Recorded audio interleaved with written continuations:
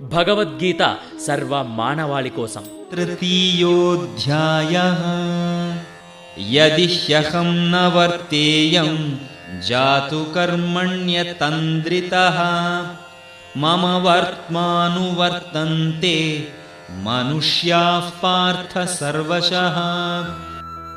నేను నా విహిత కర్మలను జాగ్రత్తగా చెయ్యనిచో ఓ పార్థ, అందరూ మనుష్యులు నా దారినే అన్ని విధాలుగా అనుసరిస్తారు.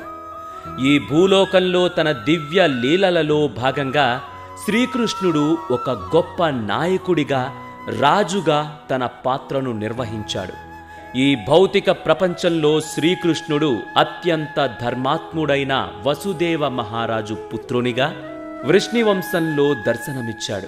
ఒకవేళ శ్రీకృష్ణ పరమాత్మయే తన విహిత కర్మలను చెయ్యకపోతే అలా ఉల్లంఘించటమే ప్రామాణిక పద్ధతి అని అనుకుంటూ ఎంతోమంది సామాన్య జనులు ఆయన అడుగుజాడల్లో నడుస్తారు. అలా చేస్తే జనులను తప్పుదారి పట్టించడంలో దోషుడవుతాను అని శ్రీకృష్ణుడు అంటున్నాడు.